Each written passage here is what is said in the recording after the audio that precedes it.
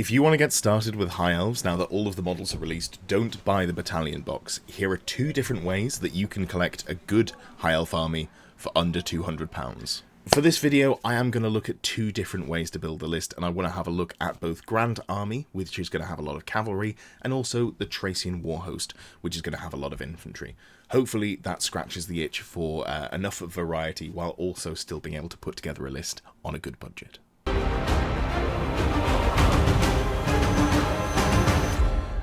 As always with these videos, the most important thing you can do is to buy from a reputable third-party supplier, someone that's going to give you a discount that you can trust.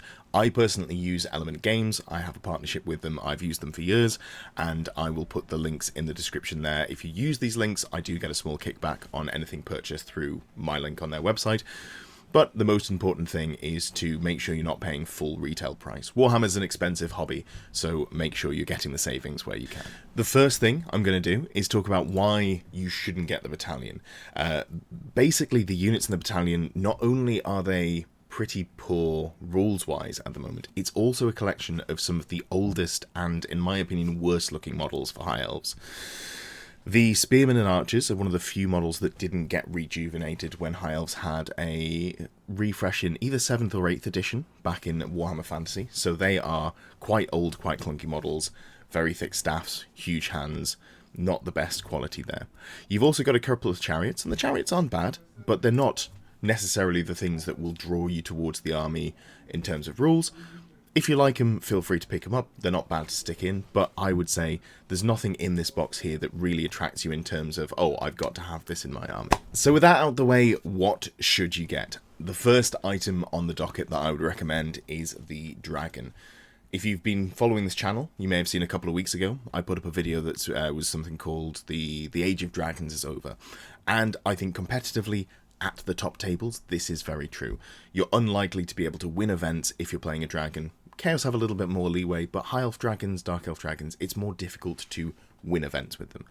That's fine. Why am I still recommending a dragon? I think dragons are still very good in the mid-tables, so if you're not necessarily going to a tournament looking to go 5-0, or if you're maybe, looking to go 3-2, 4-1, playing more casually with friends, a dragon is still a really strong piece that you can put into your army. Not only that, it's really points dense.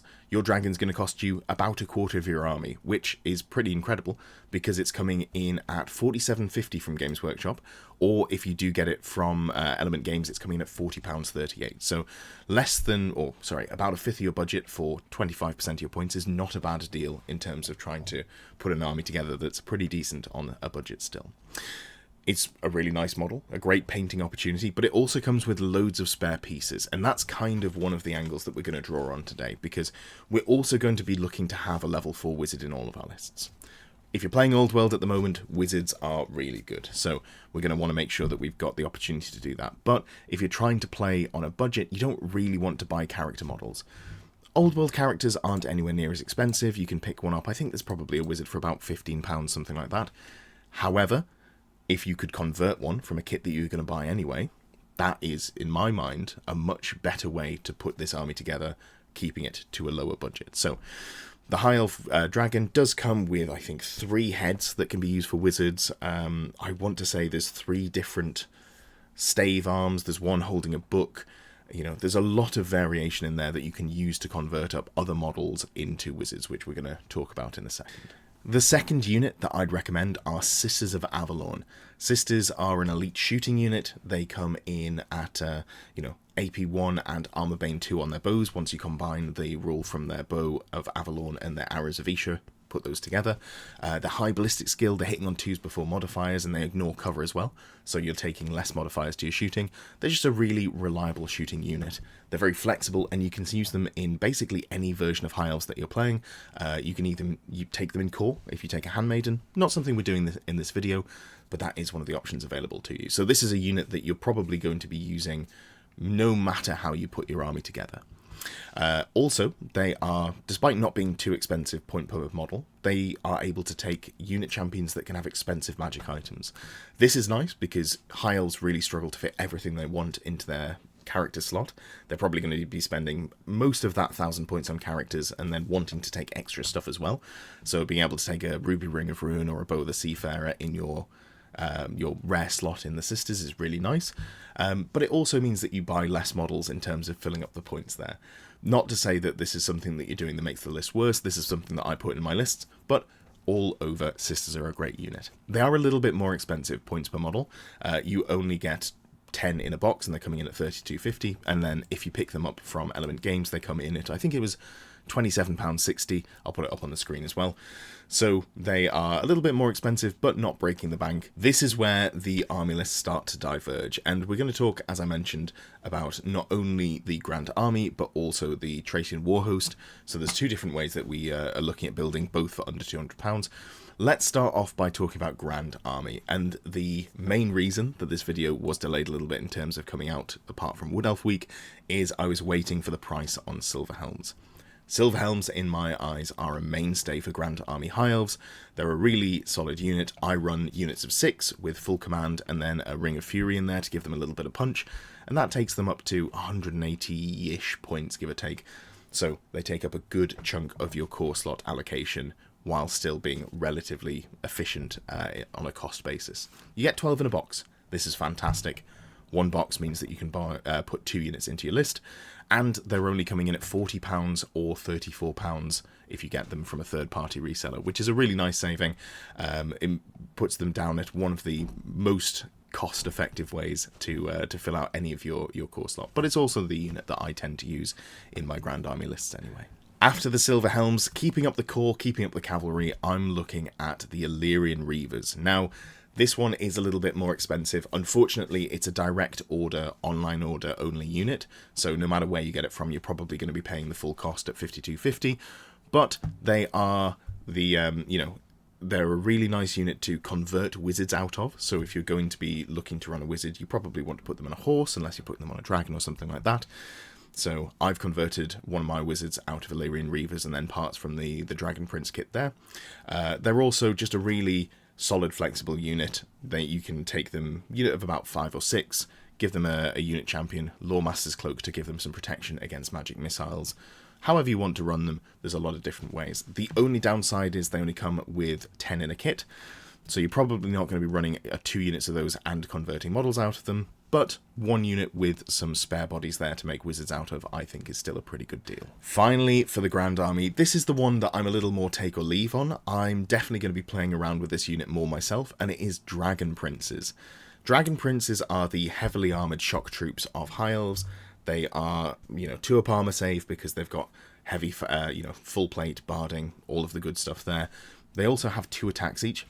They aren't the strongest, they're only strength 3, and they're a little bit squishy in that they're T3 as well. But I think they're worth playing around with, and if you're looking for a single box to fill out the rest of your points, I think Dragon Princes are a good way to play.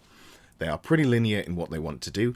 You put them on the table, you point them towards the enemy, they hit pretty hard, and they take a little bit of a beating back. So I think they're a good filler for the 5th box in this how to collect High Elves on a budget. The thing that I've been playing around with more are Lothern Skycutters. However, what I will say is Lothern Skycutters are coming in at $47.50 for a single model, and you probably want 2 of them. So I'm not going to recommend them here. If you want to play around with them, I think they're very good. But if you're looking for something more price conscious, a box of Dragon Princes, which you can also convert nobles out of, or potentially lords if you wanted to have additional characters in there, this is the way that I'd go if I was looking to play around with High Elves on a budget. Back to the Tracian Warhost, the first pick that I have specifically for Trace is going to be a little bit of a surprise. It's the new, or I should say returning, Wood Elf Eternal Guard box set.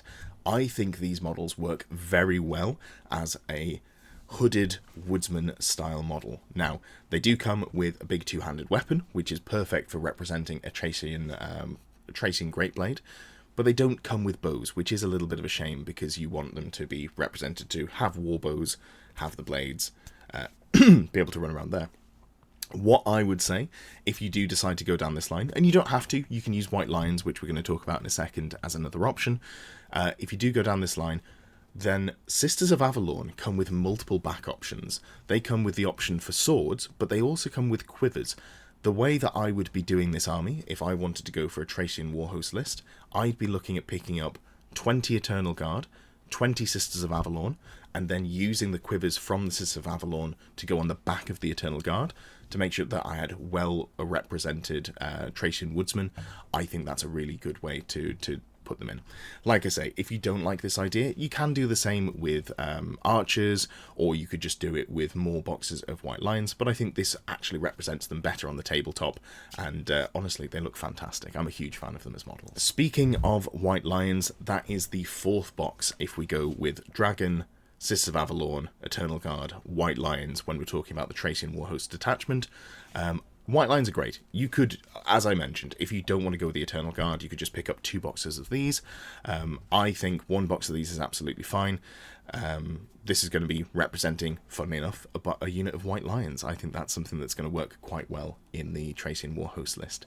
I'm also looking at using some bits in here, and then bits from the Dragon as well, converting up some sort of BSB character as well. So plenty of chopping and changing can be done here. Obviously, when you've got as many spare parts as you get from the Dragon, it's definitely worth using them. So, where does that leave us? Well, I'm going to talk about lists in just a second, but if you wanted to go Thracian Warhost, the 5 boxes that I would recommend is Dragon, 1 box of Eternal Guard, 1 box of White Lions, and 2 boxes of Sisters of Avelorn. That should give you everything you need. Or, if we're going for the Grand Army, we're looking at Dragon, 1 box of Silver Helms, 1 box of Elyrion Reavers, 1 lot box of Sisters of Avelorn, and then a box of the Dragon Princes. Dragon Princes, this is the one that I think is a little bit more changeable. If you want to spend a little bit more, I really do like the Lothan Skycutters, but there's absolutely nothing wrong with going for some heavy shock troops, especially if you're getting into the army more, if you don't want to have to do quite as much running around and thinking. Having something that is a little bit more straightforward and going full send is definitely something I'd play around with. So let's have a look at the list that I'd recommend with the 5 boxes that I have picked out. First up, the Thracian Warhost. Now, the exact loadout of the characters, and even the characters themselves, you can tweak around with a little bit. This is just the example build that I've gone for. So, we've gone for a Prince on Dragon. As mentioned, this is going to take up a big quarter of your points. Really nice, a very effective unit here. I've defaulted to my normal sort of build. I've gone Great Weapon, full plate and shield, and then we've given him a Star Dragon, a Seed of Rebirth, and a Talisman of Protection. This means that you're running around with 3 saves. Very hard to interact with, just, you know, a good, solid, on its own beta piece. Next up, we've got a couple of characters here that we're going to convert from the White Lions and then pieces from the Dragon kit as well, because again, as I mentioned, there are a lot of spare pieces in there. The Thracian Chieftain, coming from one of the White Lion of Trace pieces, is going to have the BSB and the Banner of Resilience. I think, if you're running an elf brick on foot, a really nice way to make sure that it doesn't just immediately fall over, giving it the +1 toughness from Banner of Resilience. As you can see here, this is going to get you to toughness 4 elves, which is frankly ridiculous. So we've got the Thracian Chieftain, Banner of Resilience, given them the Great Blade, and then also magic items wise, I've gone Seed of Rebirth for a 5-up ward save, 5-up regen, and the Circlet of Atrazar. The Circlet's great if you're looking to keep a model alive for relatively cheap, combined with the Banner of Resilience. This gives it a 4th wound, and it also gives it +1 to the toughness. So that makes your foot elf model toughness 5 combined with the banner. So that BSB is not going to fall over nice and easily. Finally, we've gone for an Archmage, and you can do a number of different things. I went with Illusion here. I think that's a lot of fun when you're going with this sort of loadout. You could also go Battle Magic, High Magic as well. Any of these laws are pretty good for different reasons, and we've given him the Thracian Hunter upgrade here, so it's able to join into the unit, and we've given it the Silvery Wand, Seed of Rebirth, and the free Thracian Great Blade. So we're potentially going to be Spectral Doppelgangering, making 2d6 auto hits with that massive blade, but also we've got Illusion, so you can use Masmit Mirage if your opponent parks a dragon in front of you. You can use Glittering Robes to make the unit -1 to be hit. It's just a nice force multiplier lore that you can go there. If you wanted to go Battle Magic for the ward save from Oaken Shield and Arcane Urgency to get up the board faster, that's fine. And then High Magic is good as well. The obvious thing that you're looking for here is Walk Between Worlds, which means that the unit becomes ethereal and gains reserve move. So again, gains a little bit of mobility and is also a lot harder for your opponent to interact with when you've got a more static brick of infantry. Speaking of infantry, this list has plenty of them, and going into core, we've got 18 White Lions here, and loaded them up, just given them, you know, full command, war banner, may as well, get a little bit more combat res in there is always good. Ring of Fury, just a nice little bit of additional punch. This is a extremely common ring that you can buy for 25 points on most of your unit champions. We're going to be seeing a lot of it. It gives you the bound spell Hammer Hand, cast at a +2. So if you cast that one, you do 2d3 strength 4 hits at AP2. Just a really nice little bit of additional punch. Means that you're going to win some closer combats and always get more damage out. Plus we've got Veteran here replacing Valor of Ages. Valor of Ages is nice, but for 18 points for the unit, just being able to reroll all psychology tests is really solid there. Also in core, we've gone for 3 units of Thracian Woodsmen, and I've tweaked these points a little bit. The way that I like to equip them is to give them heavy armor, warbows, and a lion cloak. This means they've got a 4-up save against shooting, they do their own shooting, and they're no slouches when they get into combat with the Thracian Great Blades. We do have to get above 660 points, so I've given them all captains and given one of the units ambushes. Famously, I'm not a huge fan of ambushes, but I think on a cheap unit like the Thracian Woodsman, it's not bad. You can get into the back lines, shoot at some war machines, potentially charge them the next turn, but also if you're looking to lower the number of drops when you go to, deploy, if you've got 7, your opponent's got 7, you can just put this unit into ambush, always get that +1 to go first. Really nice little trick there. Finally, we've gone for 2 units of Sisters of Avelorn. We did buy 2 boxes of them because we're going to equip all of these woodsmen with the quivers on their back to make it obvious that they've got bows. And here we've got 2 units of 8, both upgraded with a unit champion and both with a magic item. There's the Bow of the Seafarer, which is a really good magic item. It is a strength 5, AP -3 bow, which does multiple wounds, and it's a bolt thrower, so it does through and through. If you can get into the flank of some cavalry, you can do some real damage there. Then we've got the second unit here, which is very similar, but it has the Ruby Ring of Ruin. You know it, you love it, it casts Fireball, what more could you want? Secondly, let's look at the Dragon Prince Grand Army version of the list we've put together. Dragon, very similar here, not a lot much more to say, but we had a few more points, so we've also given him the Dragon Helm and an Opal Amulet. The Dragon Helm gives him +1 to his armor save, and the Opal Amulet gives him a once per game 2-up ward save. Really nice rules to have there, but something that you can cut in, when you're more squeezed on points if you're looking at other expensive characters. Went for an Archmage here. This is just sort of my default build if I've got points for it. Put a level 4 on an Elven Steed. It's a battle magic caster, so it's going to do loads of damage from range. You've got Silvery Wand, Ruby Ring of Ruin, so you're potentially going to be firing out 2 fireballs, a Pillar of Fire, casting Oaken Shield on yourself to keep yourself safe against general shooting, and then also having Arcane Urgency in your back pocket so that you can move your dragon twice if you need to, or move any unit twice, depending on what the situation calls for. Finally, in characters, something that I've been toying around with a little bit myself is the Noble BSB on horse. So I just went with a War Banner here, but you could definitely go for the Toughness build as well if you wanted to go for Banner of Resilience. In this case, he's joining the Silver Helms, so I just want to be Shock Cavalry. Giving him a lance, giving him the free full plate because we've upgraded him with the Blood of Caledor. Nice little upgrade here, gives him +1 weapon skill, so weapon skill 7, free full plate. You gain Dragon Armor, which is a free 6-up ward save. You also do get Impetuous, but he's going to be joining the Dragon Princes anyway, so I'm not too worried about that. Here we've given him magic item-wise Seed of Rebirth and a Ring of Fury. Seed of Rebirth for the 5-up regen, just want to keep that BSB alive as long as possible, and then the Ring of Fury for, again, that bound spell Hammer Hand. A little bit more punch is really nice, because we're looking for this unit to just hit hard, get through, and survive by not being in front of things, mostly. Into core, as mentioned, we've got 2 units of Silver Helms. We went for, shaved a few points off here, so we haven't got musicians, but you absolutely can put those on. We've gone for the champion with the Ring of Fury, again for that Hammer Hand, Standard Bearer, and Shields. 2 units of 6, and then we've gone for 6 Elyrion Reavers with just a unit champion and the Lawmaster's Cloak. Gives you a 4-up ward save against magic missiles, which is nice because we're going to attach the Archmage to it. So keeping this unit safe against enemy fireballs is really solid. We've gone for short bows and skirmishes just so you can run around and do your job as a protective unit as best you can. And then moving on to special, we've got the big Death Star of Dragon Princes. 7 heavy cavalry is pretty beefy, so we've gone for full command with the Rampaging Banner. If you're impetuous, you might have to charge sometimes at a longer charge range when you don't want to. Let's try and make sure we make it. So Rampaging Banner giving you reroll on your charges. This doesn't include the Swift Stride roll. It's just the charge roll. But it's still nice to have. And then I've also thought about what I want to do with it. And I think double Obsidian Lodestone for Magic Resist 2 is probably the best way to keep this unit safe. You don't have to go for it. You could go for another Ring of Fury. But I think Magic Resist 2 on this unit, alongside being near the Archmage, is the best way to protect them from enemy hexes or incoming magic missiles. Finally, to round out the list, you know them, you love them, it's Sisters of Avelorn. We've got a single unit of 8 in this list, because we've only bought one box here. And again, we've gone for 8, we've given them the Bow of the Seafarer, and we had a few points left over, so we've upgraded them to be stubborn, so if they ever do get caught in combat, they can stand and shoot, they can strikes first before the opponent gets to hit them, because they have literally the strikes first rule, and then when they potentially lose combat, because they've only got hand weapons, they automatically give ground on the stubborn, fall back in good order because of the stubborn.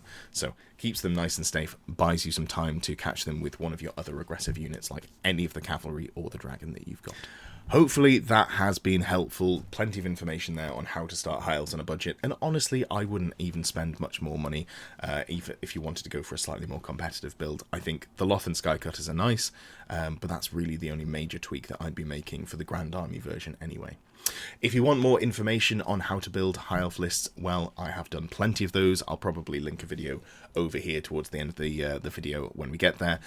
Also, there's the Fix My List series. You're welcome to come to the Discord, submit the list after I open up the channel on a Thursday night or Friday morning.